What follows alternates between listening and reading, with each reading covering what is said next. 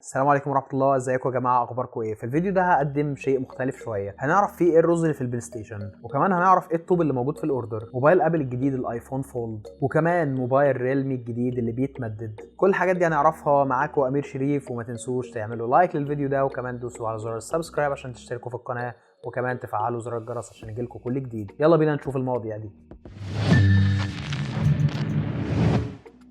البلاي ستيشن هو فيه خبرين انا معايا النهارده.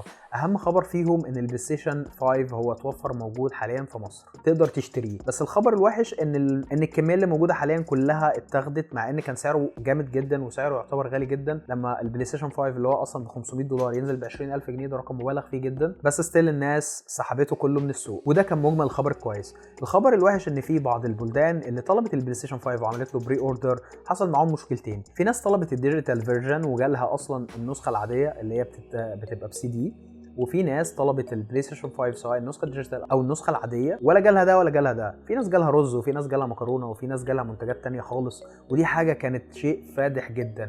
بس شكل كده امازون هي اتعادت من سوق دوت كوم، لان ده الخبر اللي بعده. لان لسه المنتجات اللي بتيجي من سوق دوت كوم بيجي مكانها طوب وبيجي مكانها منتجات تانية، وشيء يعني مش عارفين هينتهي امتى.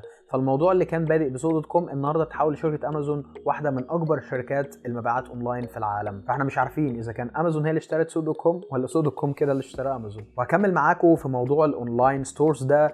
ان موقع نون نزل عليه بائع كان بيبيع المي باند 4 بتاعت شاومي ب 175 جنيه، وده سعر كان مرعب. فكل الناس جريت اشترت الساعه دي، وفي الاخر كل اللي جالهم ساعه صيني تانية اسمها ام 4. الساعه دي اصلا في السوق عامله من 80 ل 90 جنيه. فالناس دي كلها اتنصب عليها وقدروا يرجعوا المنتجات بتاعتها من نون. بس مشكله نون انها طويله البال شويه. يعني انت عشان ترجع المنتج بتاعك بتلاقي الموضوع بياخد ايام وممكن اسابيع وممكن فتره طويله. وانا كان تجربتي مع نون بصراحه ما كانتش احسن حاجه، لان نون بياخد وقت طويل جدا عشان يرجعوا الشحنه بتاعتك. ولما بيرجعوا الفلوس مش بنفس الطريقه اللي انت دفعتها بيها. لو دفعت كاش ما بتاخدش فلوسك كاش. طريقه واحده بس لترجيع الفلوس ان انت تستنى حواله بنكيه، والموضوع بياخد من اسبوع ل 10 ايام عمل، غير انك بقى تقعد تعمل شكاوى. فالموضوع بصراحه كان مقرف جدا. فانا اعتقد الناس دي كلها هتقبل بالساعه دي عشان ما تعملش المشكله دي معاها. في تسريبات لشركه ابل ان احنا ممكن نشوف الايفون فولد قريب جدا، غالبا هيكون في سنه 2021 وممكن توصل لاخرها او لبدايه 2022. ان ابل فعلا بتحاول تشتغل حاليا على حسب التسريبات انها بتشتغل على موبايل قابل للطي، وهيبقى زي الجالاكسي زي. هيبقى موبايل قابل للطي بيتقفل كده من قدام لتحت، وده شيء لسه تسريبات، محدش يعرف مدى مصداقيه الكلام ده من عدمه.